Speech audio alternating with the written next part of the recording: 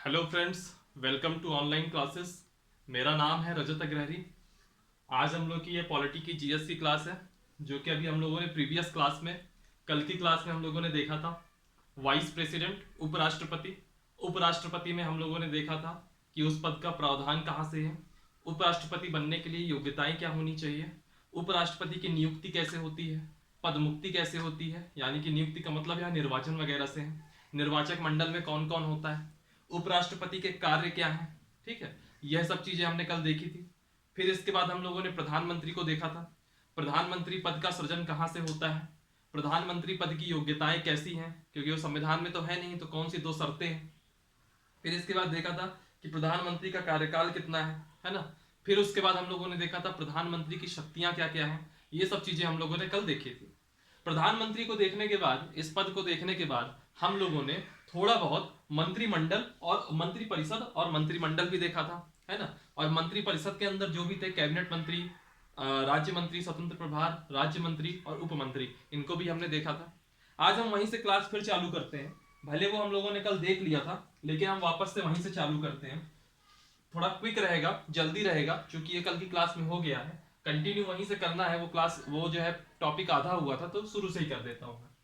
देखिए, मंत्रियों से रिलेटेड दो चीजें होंगी। एक होगा आपका मंत्री परिषद, जो भी क्लास होती है आप इसको शुरू से लेकर के अंत तक देखा करिए। और जो भी वीडियो आप जब ओपन करते हैं, देखते हैं, तो उस वीडियो को लाइक भी किया करिए। और जो भी आपकी राय है उसको कमेंट बॉक्स में जरूर पूछा करिए। क्वेश्चन हो तो पूछिए, कोई सजेशन देना हो तो सजेशन दीजिए। ठीक है। और उसके अलावा जो चीज, जैसे टॉपिक इसमें चल रहा है कल आपने पढ़ा प्रधानमंत्री। प्रधानमंत्री से रिलेटेड अगर कोई क्वेश्चन आपको आ रहा है दिमाग में, तो वो क्वेश्चन जरूर कमेंट सेक्शन में डालिए, मैं उसका आपको रिप्लाई जरूर दूंगा। और इस वीडियो को, इस लिंक को ज्यादा से ज्यादा शेयर करिए, ताकि आप भी देखें और आपके जो फ्रेंड्स वगैरह है, फ्रेंड सर्किल है, वह भी इस वीडियो को देखें। ठीक है। और इस पेज को सब्सक्राइब करें। मंत्री परिषद दो चीजें थी, एक मंत्री परिषद था और एक मंत्रिमंडल था। ठीक। मंत्री परिषद का मतलब क्या था? Council of ministers. मंत्री परिषद का मतलब क्या था? Council of ministers. मंत्रिमंडल का मतलब क्या था? Cabinet ministers. कैसे, मैं भी बताता हूं। ठीक। सबसे पहले देखिए, जो मंत्री परिषद है आपकी, मंत्री परिषद एक बड़ी संस्था है।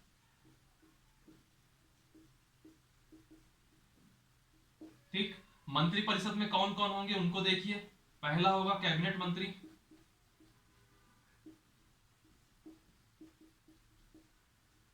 दूसरा होगा राज्य मंत्री,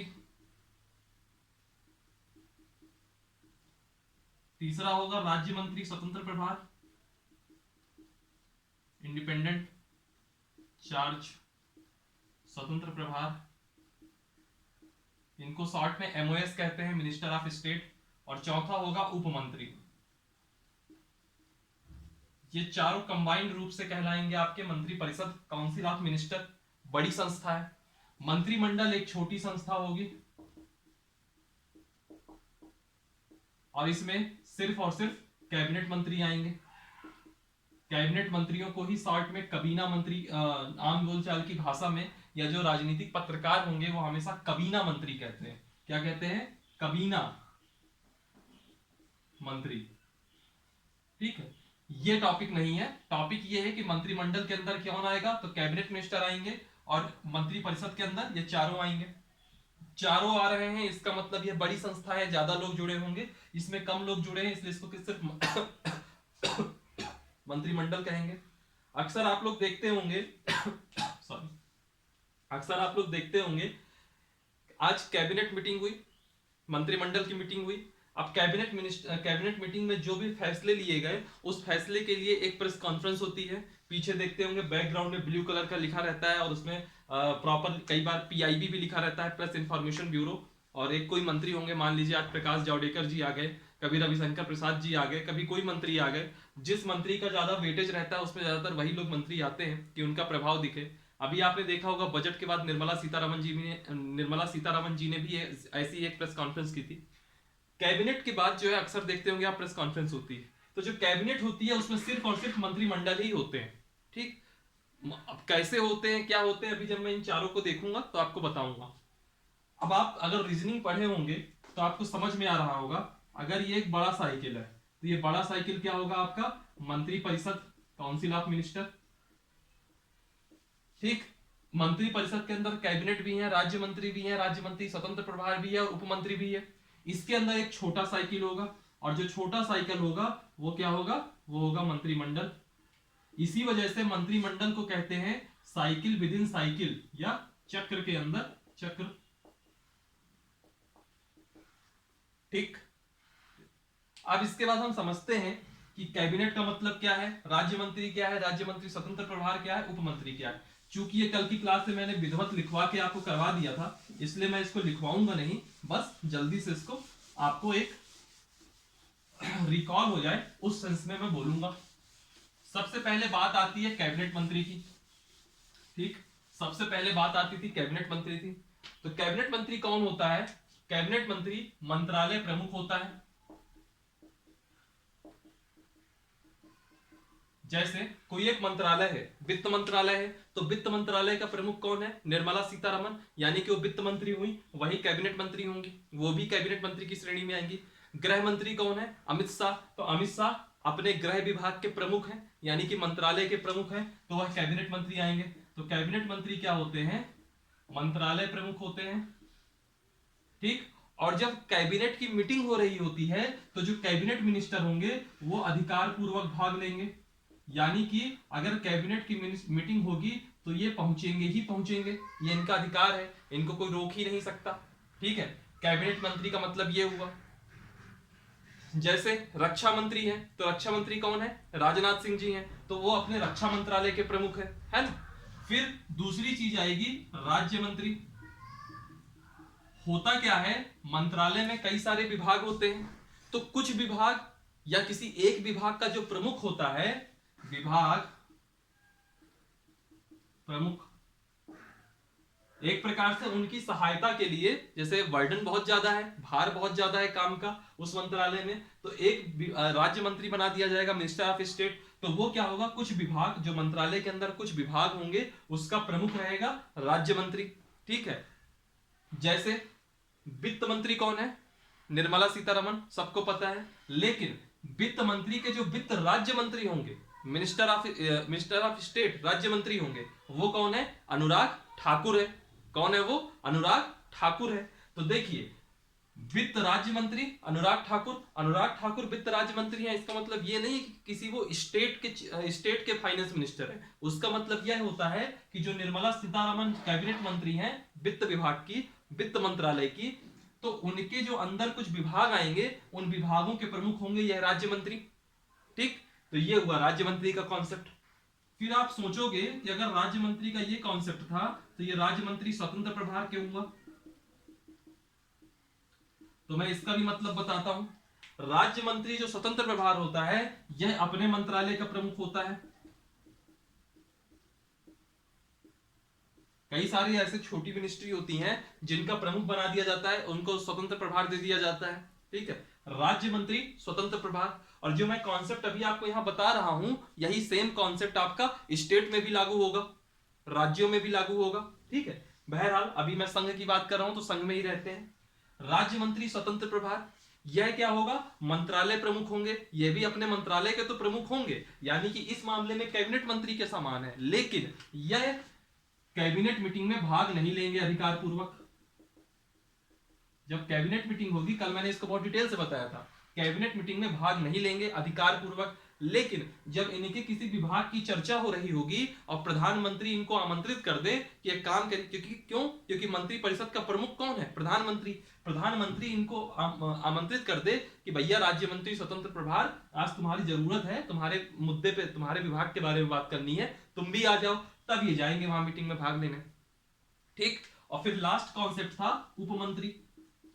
उपमंत्री क्या होते हैं, जो कैबिनेट मिनिस्टर हैं या जो राज्य मिनिस्टर हैं, उनके ये सहायक की तरह होते हैं। ठीक, इनको उपमंत्री कहते हैं। ज्यादातर जो नए नवेले सांसद होते हैं उनको उपमंत्री बना दिया जाता है। ठीक है, नए नवेले का मतलब नई उम्र से नहीं है, नए नवेले का मतलब है जो पहली पहली बार सांसद बन रहे हैं, जैसे उनको अनुभव कम है तो काम वाम सीखने के हिसाब से उपमंत्री बना दिया जाता है। ठीक, चलिए फिर इसके बाद ये हो गया कॉन्सेप्ट। अब सवाल ये है कि मान लीजिए नरेंद्र नरेंद्र मोदी प्रधानमंत्री बन गए, तो नरेंद्र मोदी अपने मंत्री परिषद में कितने सदस्य रखेंगे, यानी कि मंत्री परिषद का आकार। ये आज का टॉपिक चालू हो रहा है, मंत्री परिषद का आकार, size of council of ministers. अब नरेंद्र मोदी के पीछे मान लीजिए 350 सांसद हैं पूरे इंडिया के, तो क्या वो 350 सांसदों को मंत्री बना सकते हैं? क्या 200 सांसदों को मंत्री बना सकते हैं? क्या 100 सांसदों को मंत्री बना सकते हैं? क्या 50 सांसदों को मंत्री बना सकते हैं? कोई तो लिमिटेशन होगी ना, मिनिमम की भी कुछ लिमिटेशन होनी चाहिए कि कम से कम आपको इतने बनाने हैं, मैक्सिमम की भी कुछ लिमिटेशन होनी चाहिए कि आपको अधिकतम इतने बनाने हैं। तो इस कंडीशन में क्या होगा, जो मंत्री परिषद का आकार था पहले जंबो मंत्री परिषद हुआ करती थी। जंबो का मतलब हुआ करता था अनलिमिटेड, आपको अगर 100 मंत्री बनाने हैं 100 बना लीजिए, आपको 150 बनाने हैं 150 बना लीजिए, किसी भी प्रकार का कोई रोक टोक नहीं था। वह प्रधानमंत्री की मर्जी के ऊपर हुआ करता था कि मुझको कितने मंत्री बनाने। ठीक, पहले का नियम यह था। लेकिन एक संविधान संशोधन होता है 91वां,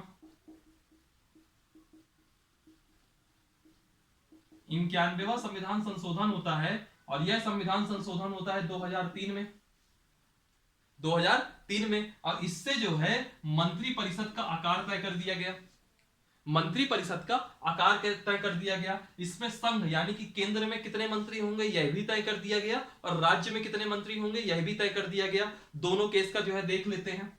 इन्होंने कहा कि जो केंद्र है, केंद्र में जो मंत्रियों की संख्या होगी तो जो अधिकतम होगी, और कुछ संख्या होगी जो न्यूनतम होगी। ठीक, तो इन्होंने कहा कि केंद्र में जो अधिकतम संख्या होगी वो लोकसभा का 15% होगी। यानी कि लोकसभा में इस समय कितने हैं, 545 है ना, 545। तो 545 का जो 15% आएगा लगभग 81.75 आता है, लगभग 81.75 आता है, तो लगभग ये 82 हुआ। यानी कि मैक्सिमम 82 मंत्री बना सकते हैं मोदी जी। और ठीक है, और इस 82 में खुद पीएम भी शामिल है, यानी कि अधिकतम लोकसभा का 15% पीएम सहित, इसी में प्रधानमंत्री भी शामिल है। तो अगर मोदी जी एक हो गए तो 81 मिनिस्टर वो मैक्सिमम बना सकते हैं, मैक्सिमम। ठीक, मिनिमम का क्या है, तो मिनिमम कह दिया गया, न्यूनतम कोई सीमा निर्धारित नहीं है, चाहे अकेले मोदी जी बने रहे,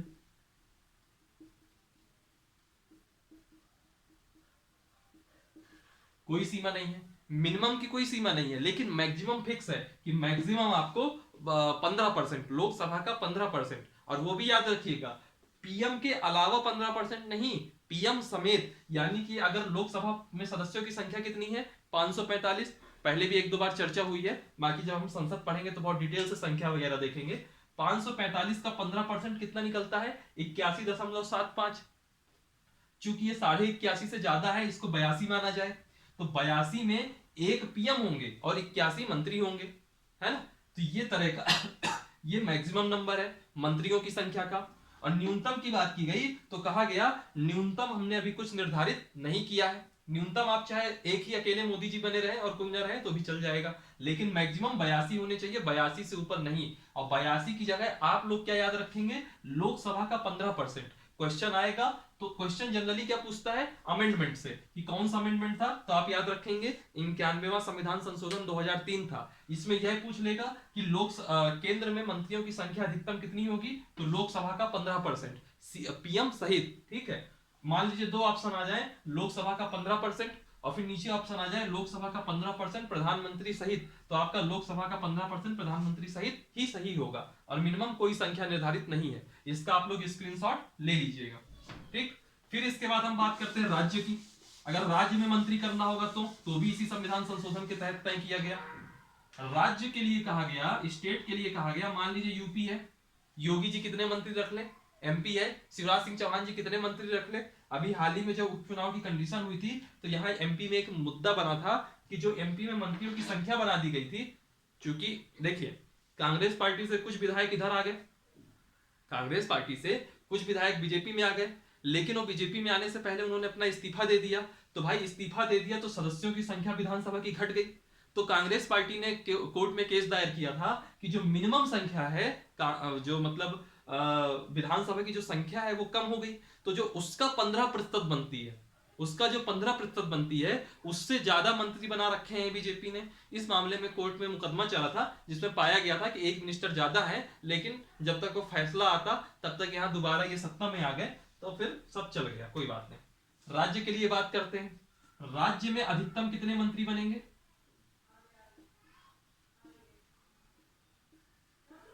और राज्य में न्यूनतम कितने मंत्री बनेंगे? दोनों चीजें तय हैं। राज्य में अधिकतम बनेंगे जो विधानसभा होगी, विधानसभा में जितने सदस्य होंगे, तो विधानसभा की संख्या का 15%, विधानसभा की संख्या का 15%, और जो भी होगा वह सीएम सहित होगा। जैसे लोकसभा में पीएम सहित था, यहां पे चीफ मिनिस्टर सहित है, ठीक। और न्यूनतम संख्या कितनी होगी? न्यूनतम संख्या यहां पे दी गई है 12। 12 से कम विधायक आप मंत्री नहीं बना सकते। ये नहीं कि आप केवल 4 मिनिस्टर बना रहे हो, 5 नहीं, सिर्फ मिनिमम 12 है और मैक्सिमम 15% है विधानसभा का, जो कि सीएम सहित है। ये है आपका 91वां संविधान संशोधन 2003। आई होप ये सब आपको समझ में आ गया होगा, ठीक। अब हम बात करते हैं, सवाल उठता है मंत्री बनता कौन है। हालांकि कल की क्लास में इसका भी थोड़ा बहुत डिस्कशन हुआ था, लेकिन फिर आज डिस्कस कर लेता हूं मैं। मंत्री कौन बनेगा? तो याद रखिएगा, मंत्री कौन बनेगा, सुनिएगा। मंत्री वो बनेगा केंद्र में, जैसे मैं बात करूं तो मंत्री कौन बनेगा? मंत्री कौन बनेगा? या तो आप सांसद हो, इधर आप लोकसभा के सांसद हो या राज्यसभा के सांसद हो, या तो आप निर्वाचित सांसद हो, इलेक्टेड, या फिर मनोनीत नॉमिनेटेड सांसद हो।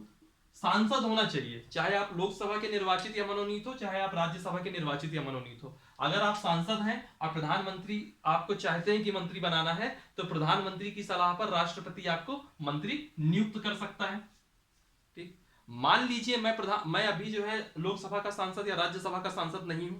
उस परिस्थिति में अगर मुझको मंत्री बनना है तो क्या किया जाए?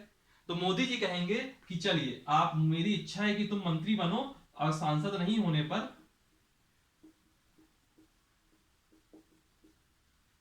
मंत्री तो बन सकता हूं मैं, मंत्री बन सकता हूं मैं, शपथ ले सकता हूं, लेकिन मुझे 6 महीने के अंदर अंदर, 6 माह के अंदर किसी ना किसी रूप में सांसद बनना आवश्यक है। चाहे मैं इलेक्टेड बनूं, चाहे मैं नॉमिनेटेड बनूं, चाहे मैं लोकसभा में जाऊं, चाहे मैं राज्यसभा में जाऊं, सांसद बनना आवश्यक है। कई सारे धुरंधर आएंगे, वो कहेंगे कि सर अगर 6 महीने के बाद अगर वो सांसद नहीं बन पाते तो वापस से इस्तीफा दे दें, और वापस से पीएम मोदी 6 महीने के लिए उनको फिर शपथ दिला दें। तो मैं उन धुरंधरों के लिए बता दे रहा हूं कि अगर आप एक बार सांसद बन गए हैं, वो सॉरी मंत्री बन गए हैं बिना सांसद रहे हुए, और आप 6 महीने तक आप कर लिए हैं, तब पद का पुनर्नवीनीकरण नहीं होगा। ये नहीं कि 6-6 महीना करके इसे आप 5 साल निकाल दिए, नहीं, पद का पुनर्नवीनीकरण नहीं होगा। यानी कि अगर आपको मंत्री बनना है तो आपको सांसद बनना ही पड़ेगा 6 महीने के अंदर, ठीक है। इवन मंत्री की आप प्रधानमंत्री बन सकते हो, लेकिन 6 महीने के अंदर आपको चाहिए। जैसे एग्जांपल ले लीजिए यूपी का। यूपी में जब चुनाव हुआ था 2017 में, तो योगी आदित्यनाथ जी मुख्यमंत्री बनाए गए। उस समय योगी आदित्यनाथ जी न विधानसभा के सदस्य थे, न विधान परिषद के सदस्य थे। उप मुख्यमंत्री 2 लोग बनाए गए, केशव प्रसाद मौर्य जी और दिनेश शर्मा जी। दोनों ना ही विधानसभा के सदस्य थे, ना विधान परिषद के सदस्य थे, लेकिन इन्होंने शपथ ले ली, शपथ ले ली, यानी कि मंत्री मुख्यमंत्री बन गए। लेकिन इन्होंने 6 महीने के अंदर, इनको वहां विधायक बनना था, तो इन्होंने क्या किया, 6 महीने के अंदर विधान परिषद के रास्ते से ये विधान परिषद में गए, विधायक बने, एमएलसी बने, और इन्होंने तब फिर कोई दिक्कत ही नहीं हुई, क्योंकि 6 महीने के अंदर वो बन गए विधायक वगैरह, ठीक है। तो अक्सर ऐसा होता है। तो मंत्री कौन बनेगा ये आपको क्लियर हो गया। इसमें क्वेश्चन क्या बनता है वो मैं बता दूं। क्वेश्चन अक्सर यही पूछ लेता है कि अगर आप सांसद या विधायक न रहते हुए आपको मंत्री बना दिया गया है, तो उस कंडीशन में आपको आप कितने महीने के लिए मतलब एलिजिबल हैं। तो वो 6 महीने के लिए, आप 6 महीने तक रह सकते हैं और 6 महीने के अंदर आपको सदन के अंदर पहुंचना पड़ेगा, अदरवाइज आपका पद चला जाएगा और उस पद का पुनर्नवीनीकरण रिन्यू नहीं होगा। ये नहीं कि हम 6 महीने हो गया वापस से प्रधानमंत्री रिन्यू कर देंगे, ऐसे कोई व्यवस्था संविधान में नहीं है। ठीक है, फिर एक दो आर्टिकल आते हैं, आर्टिकल 75 क्लॉज 2, इसको देख लीजिए। फिर एक है आर्टिकल 75 क्लॉज 3, इसको भी हम देखेंगे। 75 क्लॉज 2 कहता है, इसके बारे में कुछ दिन पहले आपको चर्चा किया था कि अगर प्रधानमंत्री चाहता है कि मुझको ये मंत्री नहीं चाहिए तो राष्ट्रपति को सलाह देगा कि साहब इसको निकाल दीजिए, तो राष्ट्रपति उस मंत्री को निकाल सकता है। तो कहने का मतलब ये है कि जो संघ के मंत्री होंगे, जो केंद्र के मंत्री होंगे, राष्ट्रपति के प्रसाद पर्यंत, यानी कि राष्ट्रपति की इच्छा तक, ये व्यवहार में प्रधानमंत्री की इच्छा है, ठीक है, राष्ट्रपति के प्रसाद पर्यंत तक पद धारण करते हैं।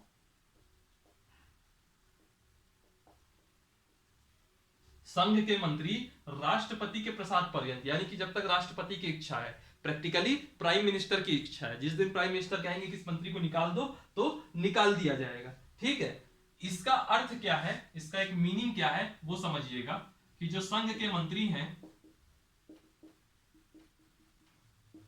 आर्टिकल में सिर्फ इतना लिखा है, ये हम इसका मीन समझने की कोशिश कर रहे हैं। संघ के जो मंत्री हैं वो राष्ट्रपति, यानी कि व्यवहार में मैंने अभी क्या बताया, प्राइम मिनिस्टर, जो राष्ट्रपति या जो व्यवहार में आपके प्राइम मिनिस्टर हैं, इनके प्रति अपने कार्यों के लिए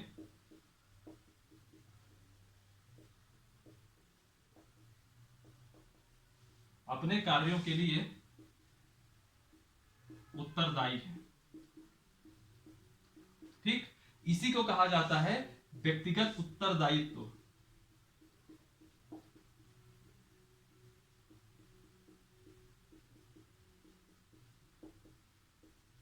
व्यक्तिगत उत्तरदायित्व की व्यवस्था। ठीक, ये है 75 क्लॉज 2 में। ठीक है, या व्यक्तिगत उत्तरदायित्व का सिद्धांत कह दीजिए प्रिंसिपल आप, हाँ व्यक्तिगत उत्तरदायित्व का सिद्धांत कहिए, व्यवस्था मत कहिए। ठीक, सुनिएगा 75 क्लॉज 2 क्या कहता है कि जो संघ में, केंद्र में जो मंत्री बनेंगे वो तब तक रहेंगे जब तक राष्ट्रपति की इच्छा रहेगी। राष्ट्रपति की इच्छा का मतलब क्या हुआ, व्यवहार में प्राइम मिनिस्टर, यानी कि जो संघ के मंत्री है, मान लीजिए निर्मला सीतारमण मंत्री हैं, वह तब तक मंत्री रहेंगी जब तक व्यवहार में प्राइम मिनिस्टर चाहेंगे। ये नहीं कि वो प्राइम मिनिस्टर के खिलाफ अनर्गल बोलते रहें, उनके अगेंस्ट कार्यों के लिए उत्तरदायी ना रहें और मंत्री बनी रहें, ऐसा नहीं होगा। उस कंडीशन में इस आर्टिकल का उपयोग करके जो प्रधानमंत्री हैं वो राष्ट्रपति को सलाह देंगे कि इस मंत्री को आप पदमुक्त कर दीजिए, और राष्ट्रपति उसको पदमुक्त कर देगा। इसको कहते हैं व्यक्तिगत उत्तरदायित्व का सिद्धांत। यानी कि व्यक्तिगत, यानी कि प्राइम मिनिस्टर अगर राष्ट्रपति को सलाह देगा तो सिर्फ वो एक मंत्री जाएगा, सिर्फ वो एक मंत्री जाएगा। ये नहीं कि पूरी की पूरी मंत्रिपरिषद खत्म हो गई ना, सिर्फ और सिर्फ वो एक मंत्री जाएगा। इसीलिए कहा गया व्यक्तिगत उत्तरदायित्व, सिर्फ एक व्यक्ति, व्यक्तिगत उत्तरदायित्व। अब अगला आर्टिकल समझिएगा, आर्टिकल 75 क्लॉज 3, इसमें क्या आएगा आपका, जैसे व्यक्तिगत था तो सामूहिक उत्तरदायित्व आएगा। देखिए इसमें कहा गया कि जो आपका संघीय मंत्रिपरिषद है, इसमें कहा गया जो आपका संघीय मंत्रिपरिषद है वो सामूहिक रूप से लोकसभा के प्रति उत्तरदायी है।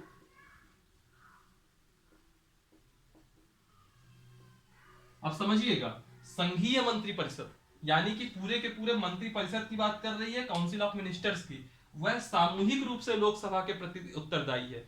यानी कि मान लीजिए कल के दिन लोकसभा के अंदर अविश्वास प्रस्ताव आया। अविश्वास प्रस्ताव का क्या मतलब है, जब हम संसद पढ़ेंगे तब देखेंगे। जो अविश्वास प्रस्ताव अगर आ गया लोकसभा में तो वह किसी एक मंत्री के अगेंस्ट नहीं आएगा। अविश्वास प्रस्ताव निर्मला सीतारमण के अगेंस्ट नहीं आएगा, अविश्वास प्रस्ताव राजनाथ सिंह के अगेंस्ट नहीं आएगा, अविश्वास प्रस्ताव नरेंद्र मोदी के अगेंस्ट नहीं आएगा, बल्कि अविश्वास प्रस्ताव पूरी की पूरी मंत्रिपरिषद के खिलाफ आएगा। ठीक है, जब पूरी की पूरी मंत्रिपरिषद के खिलाफ आएगा और मान लीजिए कि वो अविश्वास प्रस्ताव पारित हो गया, तो उस अविश्वास प्रस्ताव के पारित होने की दशा में एक मंत्री इस्तीफा नहीं देगा या एक अकेला प्रधानमंत्री इस्तीफा नहीं देगा, बल्कि पूरी की पूरी मंत्रिपरिषद को इस्तीफा देना पड़ेगा। समझ रहे बात को? पूरी की पूरी मंत्रिपरिषद को इस्तीफा देना पड़ेगा। इसीलिए इसको सामूहिक उत्तरदायित्व का सिद्धांत कहते हैं। और इसके पहले वाले केस में सिर्फ एक व्यक्ति को इस्तीफा देना होता था या सिर्फ एक व्यक्ति को पदमुक्त किया जाता था, इसलिए उसको व्यक्तिगत उत्तरदायित्व का सिद्धांत कहते थे। यहाँ पे पूरी की पूरी मंत्रिपरिषद का निलंबन होगा, पूरी की पूरी मंत्रिपरिषद को मतलब इस्तीफा देना पड़ेगा। तो उस कंडीशन में इसको हम क्या कहेंगे, इसको हम क्या कहेंगे, सामूहिक उत्तरदायित्व का सिद्धांत। तो इसका अर्थ है, जैसे उसमें अर्थ समझे थे, इसमें अर्थ है कि लोकसभा यदि अविश्वास प्रस्ताव पारित करे, अविश्वास प्रस्ताव पारित करे तो पूरी मंत्रिपरिषद का इस्तीफा होगा।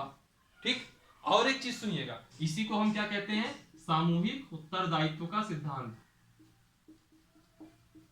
और सामूहिक उत्तरदायित्व की जो व्यवस्था है यह संसदीय लोकतंत्र में पाई जाती है। अध्यक्षात्मक लोकतंत्र में ऐसी कोई व्यवस्था नहीं है।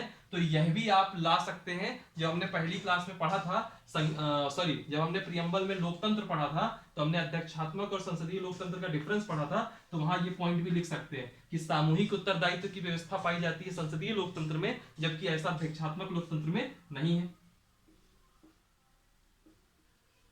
सामूहिक उत्तरदायित्व का सिद्धांत। ठीक, ये आ गया पॉइंट। एक चीज और याद रखिएगा कि एक लोकसभा, जैसे जब लोकसभा चला करती है तो लोकसभा की एक नियमावली है, एक रूल बुक है। तो उस रूल बुक में लोकसभा का या लोकसभा की नियमावली में नियम संख्या 198, लोकसभा में नियम संख्या 198 कहता है कि जो अविश्वास प्रस्ताव आएगा, जो अविश्वास प्रस्ताव आएगा, लिख नहीं रहा, सुन लीजिएगा, जो अविश्वास प्रस्ताव आएगा वह एक मंत्री के खिलाफ नहीं आएगा, बल्कि पूरी की पूरी मंत्रिपरिषद के खिलाफ आएगा, पूरी की पूरी मंत्रिपरिषद के खिलाफ आएगा। और ये कहां लिखा है, लोकसभा की नियमावली में नियम संख्या 198 में लिखा हुआ है। ठीक, इतना ही है। संघ में अभी फिलहाल में हमको इतना ही पढ़ना है। संसद वगैरह है, संसद वगैरह हम अभी कुछ दिन बाद करेंगे। कुछ दिन बाद का मतलब इसकी अगली क्लास में करेंगे, अभी आज नहीं करेंगे। ठीक है, आज हम लोग इसके आगे पढ़ते हैं आर्टिकल 76। जब तक आप लोग सोचेंगे आर्टिकल 76 में क्या है, तब तक मैं यहाँ लिख दूंगा। फिर भी आप लोग अपने दिमाग से सोचा करिए कि जो आर्टिकल है वो कौन सा चालू होने वाला है, क्या नहीं है।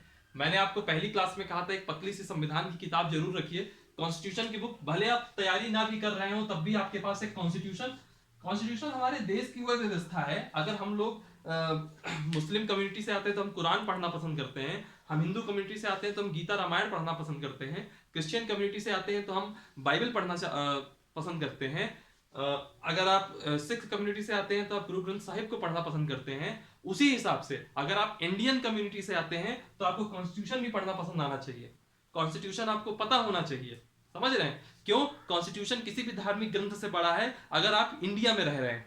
ठीक है, संविधान इज ग्रेट, संविधान को आपको पढ़ना पड़ेगा और पढ़ना चाहिए भी। इससे क्या होता है, इससे आप संविधान तो जानते ही जानते हैं, साथ साथ पे कई अपने छुपे हुए अधिकार जानते हैं। क्योंकि हमारे देश में पढ़े लिखे लोग इंजीनियरिंग कर लेंगे, एमबीए कर लेंगे, बीए कर लेंगे, बहुत कुछ अच्छी अच्छी डिग्री ले लेंगे, बीएससी ले लेंगे, बहुत अच्छी अच्छी पोस्ट में चले जाएंगे, लेकिन उनको संविधान का नॉलेज बिल्कुल जीरो होता है। संविधान का नॉलेज बहुत जरूरी है। चलिए अगला टॉपिक आता है। अगला टॉपिक है भारत का महान्यायवादी। बहुत लोगों को लगेगा क्या कठिन शब्द आ गया, अभी हिंदी में इंग्लिश में बोलूंगा तो बहुत अच्छा लगेगा। भारत का महान्यायवादी, इसको इंग्लिश में कहेंगे attorney general of India.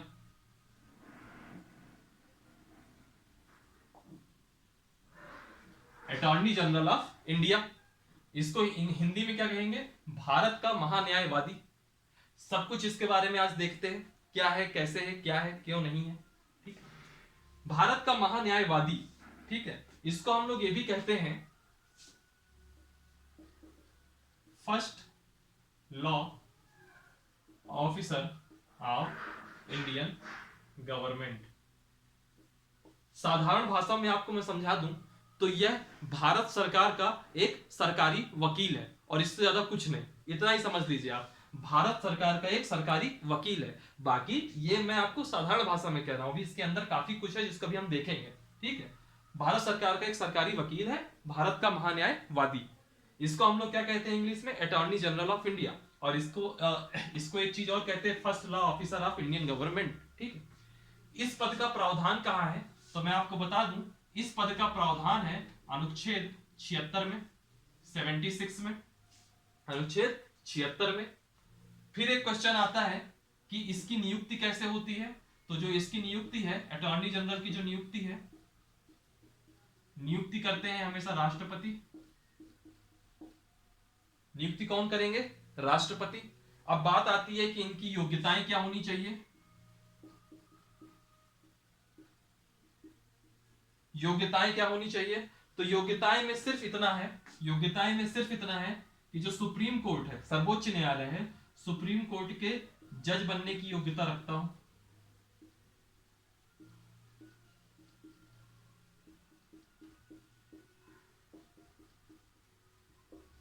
Supreme court का जज बनने की योग्यता रखता हो, यही अटॉर्नी जनरल बनने की एलिजिबिलिटी है। फिर एक आता है कार्यकाल। कार्यकाल कितने वर्षों का होगा, तो इनके कार्यकाल में कोई वर्ष नियत नहीं है। एलिजिबिलिटी हो गई, नियुक्ति हो गई। नियुक्ति बाई प्रेसिडेंट, योग्यताएं सुप्रीम कोर्ट के जज बनने की, और कार्यकाल कोई निश्चित नहीं है। कार्यकाल क्या होता है, राष्ट्रपति के प्रसाद पर्यंत, यानी कि जब तक राष्ट्रपति की इच्छा होगी। राष्ट्रपति का मतलब व्यवहार में मंत्रिपरिषद या प्राइम मिनिस्टर, तो राष्ट्रपति के प्रसाद पर्यंत। राष्ट्रपति चाहे तो 3 महीने में भी निकाल सकते हैं, राष्ट्रपति चाहे तो 10 साल भी रख सकते हैं, मतलब जब तक मंत्रिपरिषद चाहेगी ये बने रहेंगे, राष्ट्रपति के प्रसाद पर्यंत। ठीक है, यह इनकी नियुक्ति है। फिर आता है इनके कार्य क्या क्या है। कार्य अभी मैं देखता हूं, वर्तमान में अटॉर्नी जनरल क्या है, कौन है। अक्सर यह क्वेश्चन आ जाता है तो मैं नाम लिख देता हूं, के वेणुगोपाल।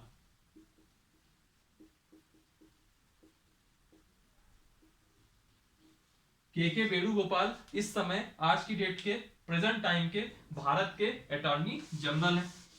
ठीक, अब सवाल उठता है कि इस अटॉर्नी जनरल के कार्य क्या क्या होते हैं।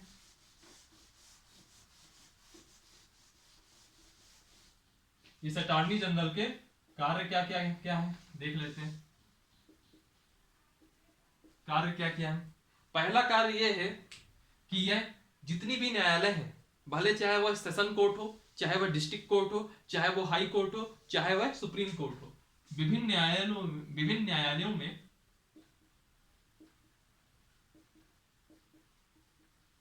अटॉर्नी जनरल सरकार का पक्ष रखता है।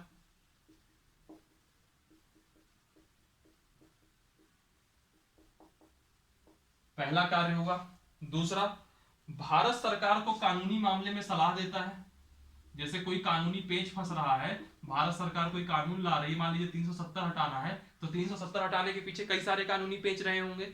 मैं ये नहीं कहता सिर्फ अटॉर्नी जनरल से सलाह ली गई होगी, लेकिन अटॉर्नी जनरल से भी सलाह ली गई होगी। ठीक है, भारत सरकार को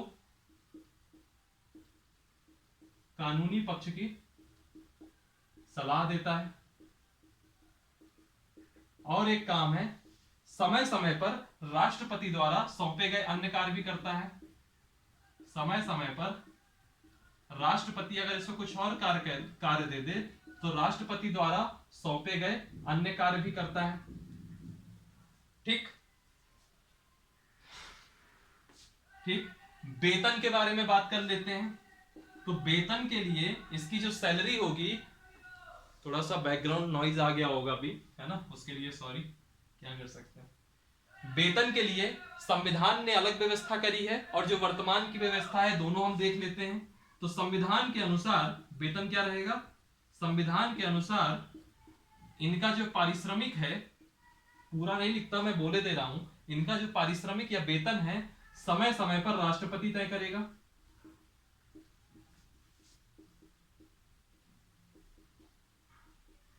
समय समय पर राष्ट्रपति तय करेगा। ठीक है, और आज की डेट में क्या है, तो आज की डेट में जो इनका वेतन है वह सुप्रीम कोर्ट के जज के बराबर है। अचानक आप देखे होंगे नॉइज की बाढ़ आ गई होगी, है ना, किस्मत ही हमारी ऐसी रहती है, जितनी देर लेक्चर चालू होता है उसी टाइम पे बीच में 1 मिनट के लिए कोई ना कोई आएगा डिस्टर्बिंग एलिमेंट, क्या कर सकते हैं। सुप्रीम कोर्ट के जज के बराबर आज की डेट में इनका वेतन है। संविधान कहता है कि समय समय पर राष्ट्रपति तय करेगा, वो कितना भी तय कर सकता है, लेकिन आज की डेट में सुप्रीम कोर्ट के जज के बराबर इनका वेतन है। और जो वेतन है उसको हम क्या कहते हैं, रिटेनर। अक्सर एग्जाम में पूछ लेता है, अटॉर्नी जनरल को मिलने वाले वेतन को क्या कहा जाता है, तो रिटेनर कहा जाता है। ठीक है, इनको एक अधिकार मिलता है। इनको अधिकार क्या है, देखिएगा एक पॉइंट लिखे देता हूं। एक अधिकार क्या है, भारत के किसी भी न्यायालय में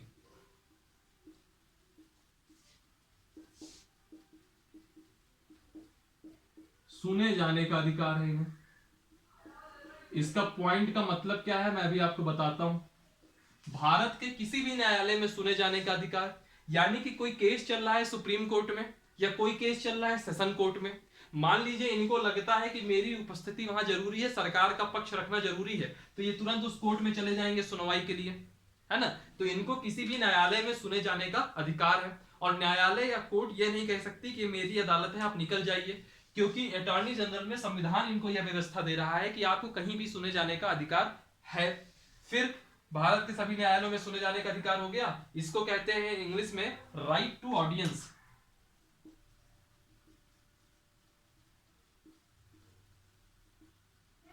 राइट टू ऑडियंस ये कहा जाता है भारत के किसी भी न्यायालय में सुने जाने के अधिकार की वजह से भारत के महान्यायवादी को। फिर अगला पॉइंट देखिए इसी में, ये भी बहुत अच्छा पॉइंट है। अगला पॉइंट कहता है इसको संसद की, जो संसद का जब संसद चल रही होती है तो उसमें जाने का पूर्ण अधिकार होता है ना। यानी कि भारत का महान्यायवादी संसद में भाग लेने का अधिकार रखता है, संसद में भाग लेने का अधिकार है। गोभी और टमाटर बिक रही है बाहर, उसका नॉइज आ रहा है, उसके लिए सॉरी। आप कहो तो मैं 1 मिनट को वीडियो पॉज कर देता हूं ताकि फिर कंटिन्यू करूं। अब शायद टमाटर वाले निकल गए होंगे। तो पहला पॉइंट ये याद रखिएगा कि संसद में महान्यायवादी को भाग लेने का अधिकार है, बिल्कुल है। लेकिन किसी चीज में अगर वोटिंग हो रही है, मतदान हो रहा है, तो मतदान करने का अधिकार नहीं है। अटॉर्नी जनरल को मतदान करने का अधिकार नहीं है। संसद में भाग लेने का तो अधिकार है, लेकिन मतदान, वोटिंग राइट नहीं दिया गया। वोटिंग राइट सिर्फ सांसदों के पास है। फिर एक तीसरा पॉइंट देख लीजिए इसी में। तीसरा पॉइंट है संसदीय समिति में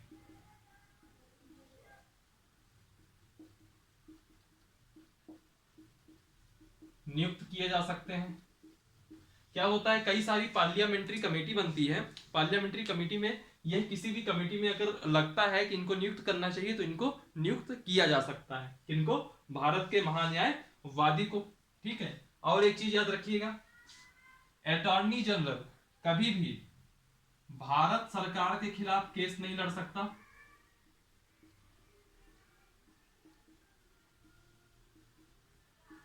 भारत सरकार के खिलाफ केस नहीं लड़ सकता। दूसरी चीज, भारत सरकार के खिलाफ कानूनी सलाह नहीं दे सकता। ये नहीं कि 2 जन केस लड़ रहे हैं, अपन पहुंच गए कानूनी सलाह देने, तो कानूनी सलाह भी नहीं दे सकता। लेकिन महान्यायवादी प्राइवेट प्रैक्टिस कर सकता है।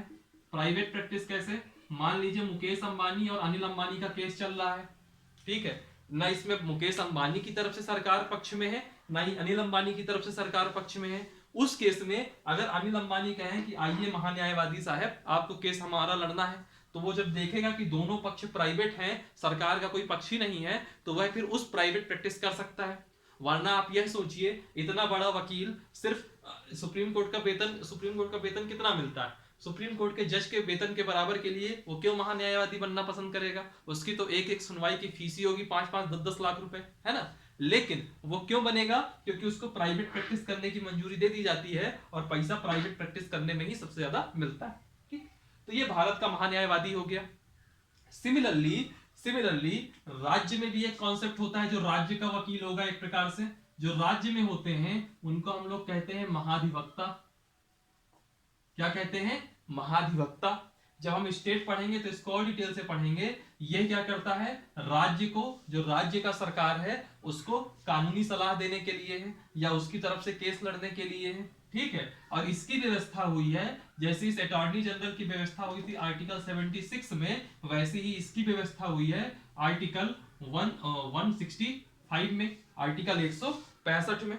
ठीक है, जब हम लोग इसको आएंगे, इस पे डिटेल से आएंगे, तब महाधिवक्ता जब स्टेट पढ़ेंगे तब देखेंगे। लेकिन आपको आर्टिकल पता होना चाहिए। महान्यायवादी आर्टिकल 76, महाधिवक्ता आर्टिकल 165। महान्यायवादी से रिलेटेड आपने सब कुछ देख लिया। नियुक्ति राष्ट्रपति करेगा, पद मुक्ति राष्ट्रपति के प्रसाद पर्यंत रहेगा, योग्यता सुप्रीम कोर्ट के जज के बराबर होनी चाहिए, सुप्रीम कोर्ट के जज बनने की योग्यता रखता हो। वेतन संविधान कहता है कि राष्ट्रपति समय समय में तय करेगा, और आज की स्थिति क्या है, जो सुप्रीम कोर्ट के जज का वेतन है वही इसका भी वेतन है, अटॉर्नी जनरल का, और उसको हम लोग रिटेनर कहते हैं। क्या कहते हैं? रिटेनर कहते हैं। और काम क्या है इसका? विभिन्न न्यायालयों में सरकार का पक्ष रखना। ठीक है, भारत सरकार को कानूनी सलाह देना। ठीक है, कानूनी सलाह देना, और राष्ट्रपति अगर समय समय पे कोई दूसरे कार्य सौंपता है तो वह भी करना। कुछ मैंने पॉइंट कहा था कि संसद में इसको भाग लेने का अधिकार है।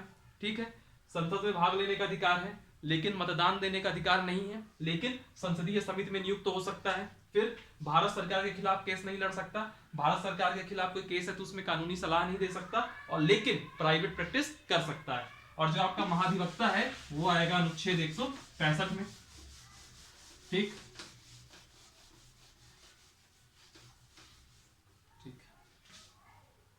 अभी आज की क्लास यहीं रखते हैं। 41 मिनट की आज की क्लास हुई है, लेकिन आज की क्लास में सिर्फ इतना रखते हैं, क्योंकि इसका जो अगला टॉपिक मैं पढ़ाऊंगा वह आपको पढ़ाऊंगा मैं CAG, controller and auditor general of India, CAG। ठीक है, भारत का नियंत्रक और महालेखा परीक्षक, ये कल की क्लास रहेगी। और उसके बाद हम लोग संसद चालू करेंगे। ठीक है, फिर संसद पहले कवर करेंगे पूरा, संसद के बाद फिर राज्यपाल करेंगे, और राज्यपाल के बाद हम राज्य पढ़ेंगे।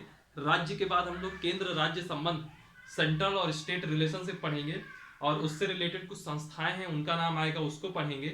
फिर इसके बाद हम लोग पंचायती राज पढ़ेंगे। पंचायती राज के बाद हम लोग नागरिकता पढ़ेंगे, आर्टिकल 5 से आर्टिकल 11 वो रह गया है, मेरे दिमाग में है अभी। फिर उसके बाद हम लोग सुप्रीम कोर्ट पढ़ेंगे। सुप्रीम कोर्ट पढ़ने के बाद, न्यायालय पढ़ने के बाद, फिर जो कुछ छोटे छोटे मुद्दे आते हैं, जैसे भाषा का मुद्दा, राजभाषा, ये सब क्या है, ये सब चीजें हम देखेंगे। शेड्यूल्स देखेंगे, 12 अनुसूचियां दिमाग में है मेरे, है ना, वो देखेंगे। कुछ इंपॉर्टेंट अमेंडमेंट्स देखेंगे जिस पे रिलेटेड अक्सर क्वेश्चन आ जाता है। जैसे एक क्वेश्चन आ जाता है, मतदान करने की उम्र 18 वर्ष कर दी गई, किस अमेंडमेंट से, अक्सर पूछता है। गोवा राज्य बना, पूर्ण राज्य का दर्जा मिला, किस अमेंडमेंट से। सिक्किम राज्य मिला, किस अमेंडमेंट से। तो ऐसे करके क्वेश्चन आते हैं। ठीक है, फिर एक दिन हम लोग देख लेंगे क्लास में, आयोग वगैरह देख लेंगे, JBP आयोग, धर आयोग, जिन्होंने राज्य निर्माण की बात करी, बोला गया कि नए राज्य किस आधार पे बनेंगे, भाषा के आधार पे बनेंगे, है ना, कि क्षेत्र की प्रशासन के आधार पे बनेंगे, उसमें जो डिबेट थी वो सब हम लोग देखेंगे बाद में। ठीक है, आज की क्लास यहीं तक रखते हैं। वीडियो को आप लोग पूरा देखा करिए, प्रॉपर एक नोट्स बनाइए, ये आप लोगों के लिए बहुत हेल्पफुल होगी। यह 3 किताबों का निचोड़ है। पहला लक्ष्मीकांत, जो आप लोगों की सबकी फेवरेट बुक होती है, M लक्ष्मीकांत। फिर इसके बाद DD बसु, और फिर इसके बाद सुभाष कश्यप। ये 3 बुक का निचोड़ है जो मैं आपको यहाँ क्लास में ला रहा हूँ। आप लोग कह सकते हो कि आप बहुत ज्यादा डिटेल में किसी पॉइंट पे जो डिबेट का इशू है उसको नहीं छूते। बिल्कुल सही बात है, नहीं छूता, क्योंकि अभी जो क्लास बनाई जा रही है, यह पूरी की पूरी क्लास डिजाइन की जा रही है सिर्फ और सिर्फ प्रीलिम्स के पॉइंट ऑफ व्यू से। अभी इसमें मेंस ओरिएंटेड नहीं है, इसकी वजह से मैं डिबेट वाले पॉइंट को नहीं छूता हूँ। चलिए फिर आज की क्लास छोटी है तो यहीं तक खत्म करते हैं। कल हम लोग CAG और अगर टाइम बचेगा तो संसद चालू करेंगे।